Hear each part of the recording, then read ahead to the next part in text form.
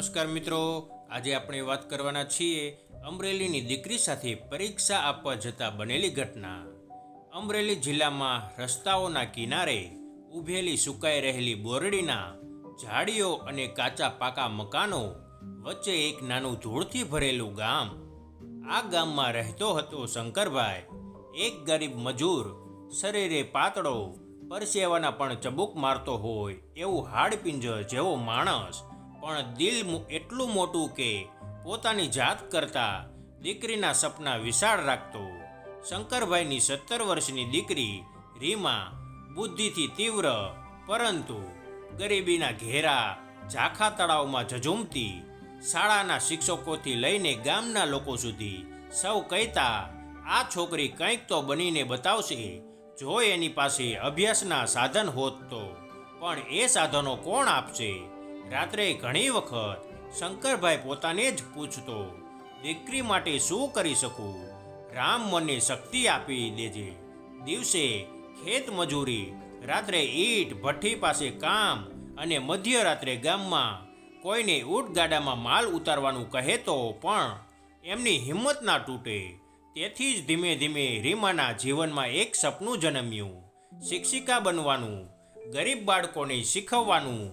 જેવી એ પોતે હતી તે જ બાળકોને ઊંચા લાવવાનું. પરંતુ ઘરનું આર્થિક તાણ, બીમાર માતા અને પિતાના રોજગારની અનિશ્ચિતતા બધું એકસાથે રીમાની આશાઓના પાંખોને ઠૂગું બનાવતું.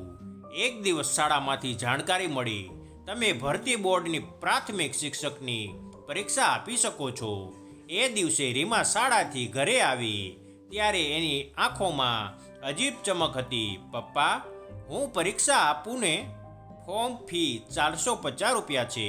શંકરભાઈના પગ જાણે જમીનમાં મંત્રમુગ્ધ થઈને અટકી ગયા, કારણ કે એ 450 રૂપિયાનું મૂલ્ય તેમના માટે 4 દિવસના ભોજન જેટલું હતું. તે રાત્રે પત્નીના છાંટેલા ઘઉંનો પાતળો ખીચડો ખાઈને શંકરભાઈ ધીમેથી બહાર નીકળ્યા. આકાશમાં તારાઓ હતા, પરંતુ તેમના મનમાં અંધારું. તેમણે પાડોશીનો દરવાજા ખખડાવ્યો. મારી દીકરીનું એક સ્વપ્ન છે, ફોર્મ ભરાવું છે, થોડા ઉછીના પૈસા આપશો? પાડોશીએ ચૂપચાપ 300 રૂપિયા આપ્યા. બાકીના તેમણે પોતાનો જૂનો ફોન વેચી મેળવી કાઢ્યા. ફોન વેચતી વખતે દુકાનદારે કહ્યું, કાકા, આ તો 500 પણ ના મળે. શંકરભાઈ બોલ્યા, બેટા, એ પૈસાથી કોઈનું ભવિષ્ય બને છે, ફોન તો ફરી મળી જશે. તે રાત્રે જ્યારે રીમા સૂતી હતી, શંકરભાઈ એની પાસે આવ્યા. એણે ધીમેથી દીકરીના વાળ પર હાથ ફેરવ્યો અને વિચારી લીધું, આ બારણું હું એની માટે ખોલીને જ છોડીશ. આગલી સવારે રીમાનું ફોર્મ ભરાયું. તે દિવસથી એ મરણતાણે મહેનત કરવા લાગી.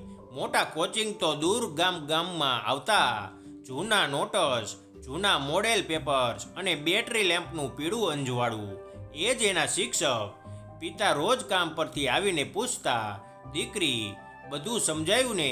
રીમા સ્મિત કરતી, પરંતુ આંખ પાછળ છુપાયેલું ભય. પપ્પા, પૈસા નાખ્યા છે, હું નિષ્ફળ થઈ ગઈ તો? એના ચહેરા પરનો એ અણસાર શંકરભાઈને પણ ખૂબતો, પણ એ કંઈક કહી ન શકતો, કારણ કે ગરીબી માણસને સમજણ કરતાં મૌન વધારે આપે છે.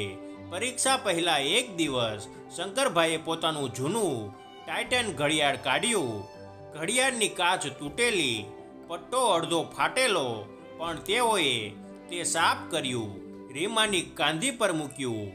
આ ઘડિયાળ યાદ અપાવશે, સમય કોઈની રાહ નથી જોતો. સવારના 4 વાગ્યે જાગી જજે, પરીક્ષા માટે મોડું નહીં થાય. રીમાએ તે ઘડિયાળને જાણે જીવનનો તાબીજ માનીને પહેર્યું, અને પછી પરીક્ષાનો દિવસ આવ્યો. રીમા વહેલી સવારે ઉઠી, એક સૂકી રોટલી ખાઈ, પાણી પીધું. પિતા તેને બસ સ્ટેન્ડ સુધી સાથ આપવા ચાલ્યા. એના ચહેરા પર ગર્વનો ઝબકારો હતો, પરંતુ આંખોના ખૂણામાં છુપાયેલો ડર, દીકરીને કાંઈ થાય નહીં ને. રીમા અમદાવાદની બસમાં બેસી ત્યારે શંકરભાઈએ કહ્યું, બેટા જા, મારી માટે નહીં, પોતાના માટે નહીં, પણ એ બાળકો માટે જે તારાથી વાંચવાનું શીખશે. રીમાની આંખો ભીંજાઈ ગઈ.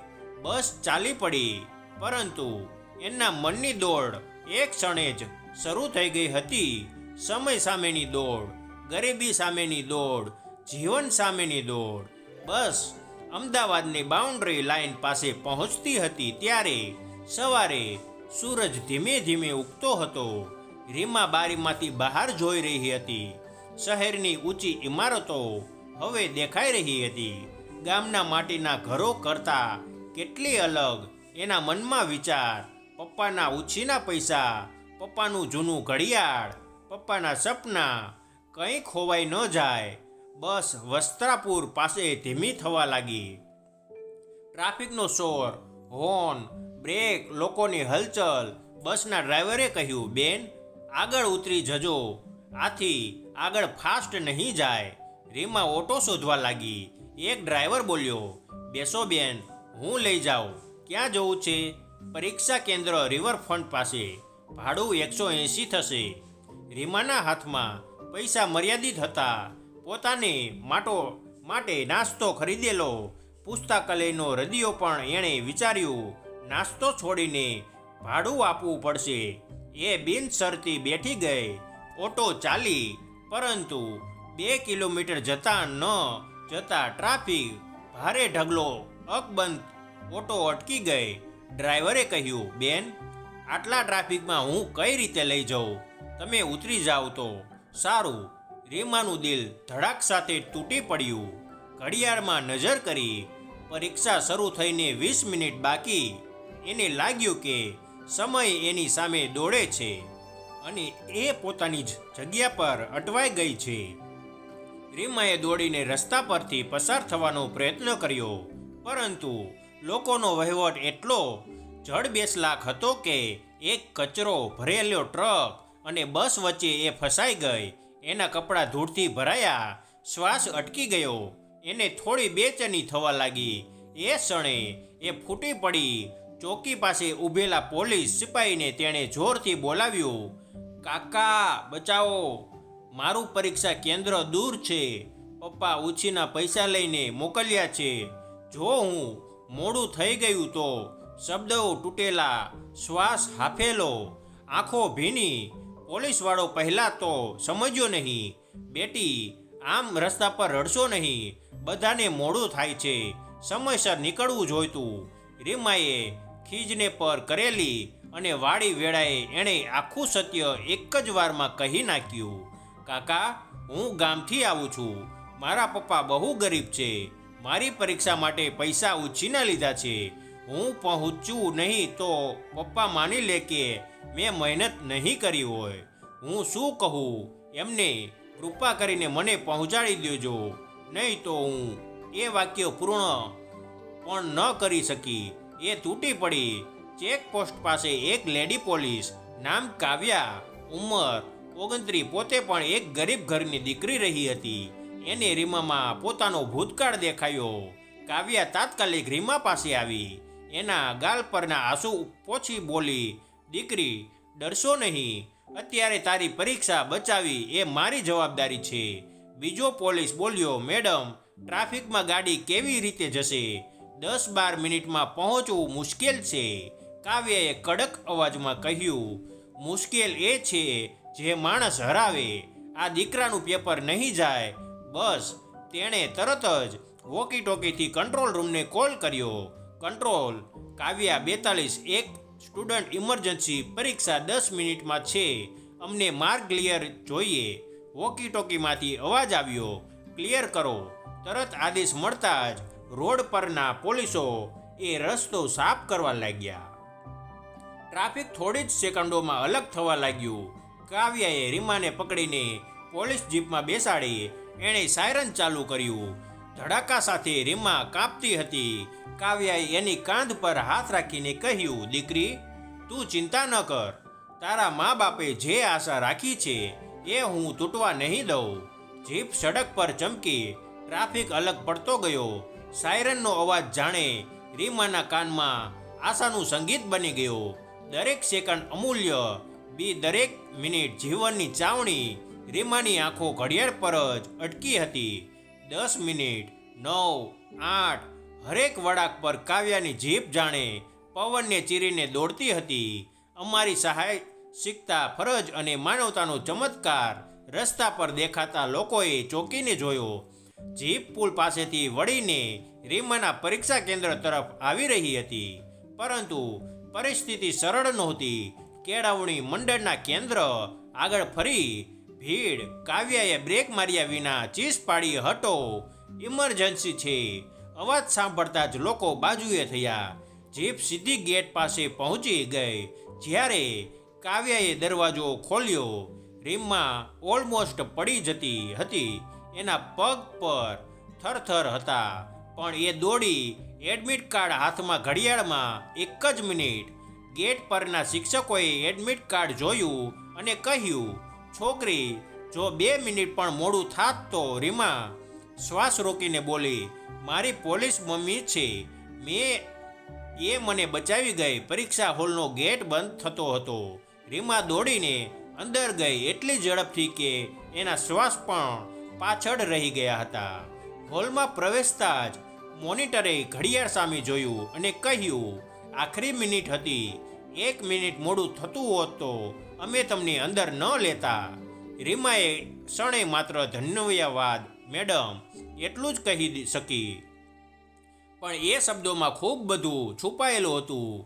કાવ્યા મેડમનો ઉપકાર, પિતાના ઉછીના પૈસા, ગરીબીનો ભાર અને જીવનની સૌથી મોટી પરીક્ષા. રીમા પોતાની બેન્ચ પર જઈને બેસી. એના હાથ હજી પણ કાપતા, કાગળ, પેન બધું ઝાખું દેખાતું. હૃદય ધડધડ ધડકતું, જાણે રેસ લગાડતો ઘોડો. પ્રથમ પ્રશ્ન વાંચતી વખતે જ એના મનમાં એક ઉછાળો થયો, પપ્પા. એને પપ્પાની આંખો યાદ આવી, જેમાં ગર્વ હતો, ડર હતો, પ્રેમ હતો અને ભવિષ્યની આશા પણ હતી. આંસુની એક બૂંદ કાગળ પર પડી. એણે તરત જ પોંછી નાખી. બનાવનારને કાગળ ભીંજાય એ નથી ચાલતું. પ્રથમ પ્રશ્ન સાહજિક હતો, પરંતુ રીમાનું ધ્યાન કેન્દ્રિત નહોતું થઈ રહ્યું. મનની અંદર સતત 2 અવાજો, તું પાસ થજે, જો નિષ્ફળ થઈ જાય તો પપ્પાને શું કહેશે?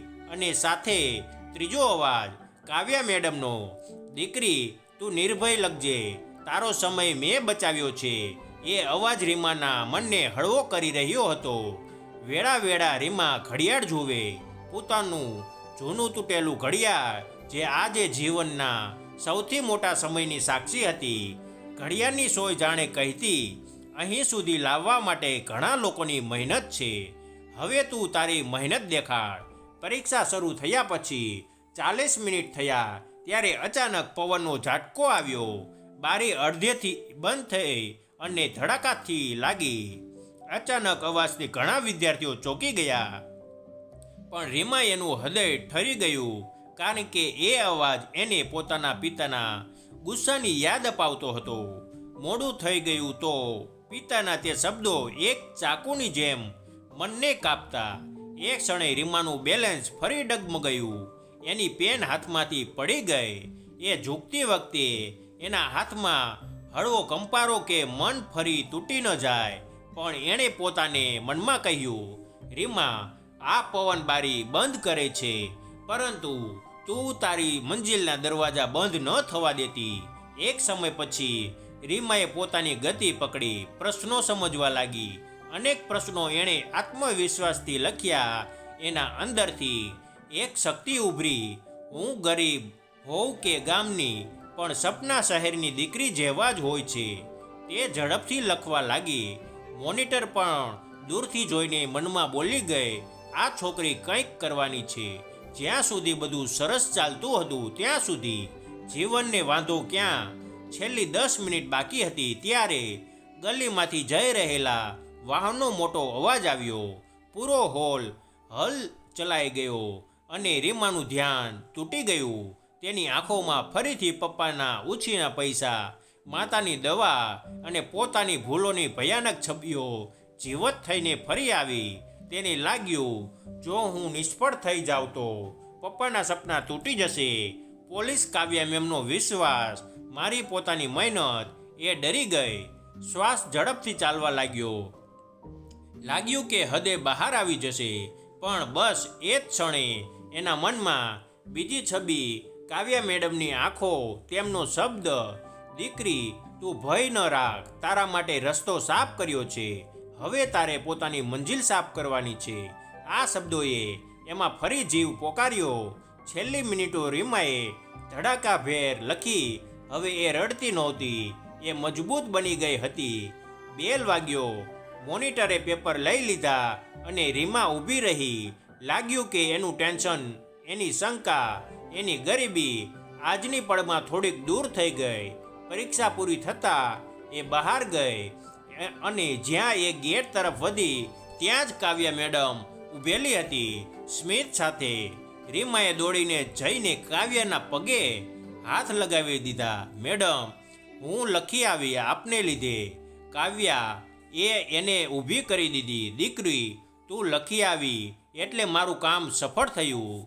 જીવનમાં પેપર તો ઘણા આવે છે, પરંતુ આજે તે જે હિંમત બતાવી એ જ તારો સાચો ગુણ છે.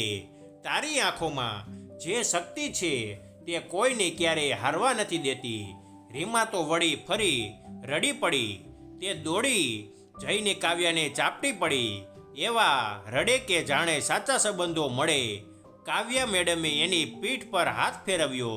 રડ નહીં, આજે તે તારી જિંદગીની સૌથી મોટી લડાઈ જીતી છે. ઘરે પાછા જવાની બસમાં રીમાની આંખો સતત ફક્ત એક જ રીતે ફરતી. પપ્પા શું કહેશે જો હું ભૂલ કરી ગઈ તો? એના ઉછીના લીધેલા પૈસા, તેમના સપના. રસ્તો ખેડતા ખેડતા આખો દિવસ પસાર થઈ ગયો. જ્યારે રાત્રે તે ગામના બસ સ્ટેન્ડ પર ઉતરી ત્યારે ગામ કાકડીમાં મધમધતો પ્રકાશ હતો. દૂરથી જ મહોલ્લાની બોરડાની નીચે ઊભેલો માણસ દેખાયો. સફેદ કુર્તો, ફાટેલા ચંપલ અને ડૂબતી આંખો. શંકરભાઈ એના પિતા. તેણે રીમાને જોઈ અને એક પળ માટે આંખો બંધ કરી, જાણે પોતાનું વિશ્વ પાછું દેખાઈ જાય. આવી ગઈ દીકરી. શું આ શબ્દોમાં રાહત હતું કે ભય કે અપેક્ષા કે બધું જ એક સાથે? રીમાએ ધીમેથી કહ્યું, હા પપ્પા, હું લખી આવી. તેના પિતાના પગ જાણે થરથરવા લાગ્યા. તેણે રીમાને ભિકારાથી પકડી લીધી. એ પકડમાં ગરીબીની લડાઈ, પિતાનું પ્રેમ અને દીકરીની લડત બધું જ સમાઈ ગયું. માર્ગમાં ઘરે જતા શંકરભાઈએ પૂછ્યું, કૃપા કરીને સાચું કહીજે, સારું લખ્યું ને? રીમા થોડી માત્રા ડગમગાઈ. એણે કાવ્યના શબ્દો યાદ કર્યા, ડરશો નહીં. અને પછી પિતાને કહ્યું, પપ્પા, મેં જેટલી મહેનત કરી એટલું સારું લખ્યું છે, બાકી ભગવાન અને મારી પોલીસ મમ્મી પર છોડો. પિતા સ્મિત ત્યાં વર્ષોથી તેઓએ એવી ખાતરી રીમાની આંખોમાં જોઈ નહોતી. એણે ધીમેથી કહ્યું, જિંદગીમાં પ્રથમ વખત લાગ્યું કે મેં સાચું રોકાણ કર્યું છે. દિવસો પસાર થતા ગયા. દરેક સવાર રીમા ચિંતાથી ઉઠતી. દરેક રાતે ઘડિયાળે નજર રાખતી. પરિણામની તારીખ નજીક આવી રહી હતી. કાવ્યા મેડમ વચ્ચે વખતે ફોન કરતી, દીકરી ડરતી નહીં, પરિણામ સારું જ આવશે. જે દીકરી આટલી લડાઈ જીતી શકે એ પેપરની ચિંતા કરે? પરંતુ ગરીબ મન આશાથી વધારે ડરથી ભરેલું હોય છે. પરિણામના દિવસે શંકરભાઈ પાસે સ્માર્ટફોન નહોતો. તેમણે પાડોશના છોકરાને બોલાવ્યો, દીકરીનું રિઝલ્ટ કાઢીને બતાવને. રીમા ઘરમાં ઊભી રહી ન હતી. એ આગળ પાછળ ફરી રહી હતી. છોકરાએ મોબાઈલ પર વેબસાઇટ ખોલી. સેકન્ડો પસાર થવા લાગ્યા. વિજારમાંનું અવાજ આવતું ન હતું, પરંતુ હૃદયના ધબકારા એટલા જોરથી વાગતા કે જાણે આખું ઘર સાંભળતું. છોકરાએ રીમાનો રોલ નંબર નાખ્યો. સ્ક્રીન લોડ થવા લાગી. 3 સેકન્ડ, 5 સેકન્ડ, 7 સેકન્ડ અને સ્ક્રીન પર મોટા અક્ષરમાં લખાયું, પાસ, ફર્સ્ટ ક્લાસ. પહેલાં તો કોઈ બોલ્યું નહીં, કોઈ હલ્યું નહીં, જાણે સમય જ થંભી ગયો. અને પછી રીમા જોરથી રડી પડી. પિતા રડી પડ્યા, માતા રડી પડી. તેમના ઘરમાં આજ સુધી ક્યારેય એવી ખુશીની ચીસો ન સંભળાઈ હતી. ગામના લોકોને ખબર પડી રીમા પાસ થઈ ગઈ. ખરેખર મજૂર શંકરના ઘરની દીકરી. અગાઉ જે લોકો કહેતા આ ગરીબ છોકરી શું કરશે, એ જ લોકો હવે કહેવા લાગ્યા આ છોકરી ગામનું નામ રોશન કરશે. રીમા ગામની પહેલી દીકરી જે એ પરીક્ષા પાસ થઈ. પરિણામ મળ્યા પછી બીજા દિવસે કાવ્યા મેડમ ખાસ ગામે આવી. તે ગામની સંકડી ગલીમાં પોલીસ જીપ રોકીને રીમાના ઘરની આગળ ઊભી રહી. રીમા દોડી આવી. બંને એકદમ ગળે મળ્યા. એ હળવાશ, એ આંસુ, એ દિવસ જાણે બે હૃદયનો ઉત્સવ હતો. કાવ્યા મેડમ બોલી, તારી સફળતા મારી ડ્યુટીથી પણ મોટી છે. તું બીજા બાળકોને પણ શીખવજે. સમય, મહેનત અને હિંમત ત્રણેય ભેગા થાય તો ગરીબી પણ હારી જાય. અને પ્રથમ વખત શંકરભાઈએ કાવ્યા મેમને હાથ જોડીને કહ્યું, તમારા જેવી પોલીસ હોય તો ભગવાનને પણ આરામ આવે. કાવ્યાએ નમીને કહ્યું, કાકા હું પોલીસ છું, પરંતુ રીમા મારી દીકરી જેવી છે. તે માત્ર તમારી નહીં, ગામની દીકરી છે, આ દેશની દીકરી છે. એ શિક્ષિકા બની ગામના બાળકોને ઊંચું ઉઠાવવાનું એનું સ્વપ્ન હવે એ રોજ પૂરું કરે છે. શાળામાં એ પ્રથમ દિવસે બાળકોને એક જ વાત શીખવે, સમય એ ભગવાન છે. એની સાથે દોડશો તો જીવન પાછળ નહીં રહે. અને એને એ દિવસ યાદ આવે, અમદાવાદની ટ્રાફિક રોડ પરનું તોફાન, એનો રડતો ચહેરો અને કાવ્યા મેડમની દોડતી જીપ.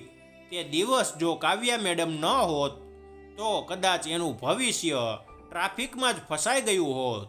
એક પોલીસ કર્મીએ એક દીકરીનું સપનું બચાવ્યું, એક ગરીબ પિતાનું આશા બચાવી અને એક ગામનું ભવિષ્ય પ્રકાશિત કર્યું. આ માત્ર પોલીસનું કામ ન હતું, આ માનવતાની જીત હતી. અને દરેક માનવતાની જીત એક દીકરીના સ્વપ્નોથી શરૂ થાય છે. મિત્રો, આ વાર્તા કાલ્પનિક છે. તેમાં આવતા તમામ પાત્રો, દ્રશ્યો, દરેક વસ્તુ કાલ્પનિક છે, જે લેખકના વિચારો દ્વારા તેની રચના કરવામાં આવી છે. આવા જ નવા જીવન ઉપયોગી મજેદાર વિડીયો જોવા માટે અમારી ચેનલ સાથે બન્યા રહેજો. તમારો ખૂબ ખૂબ આભાર.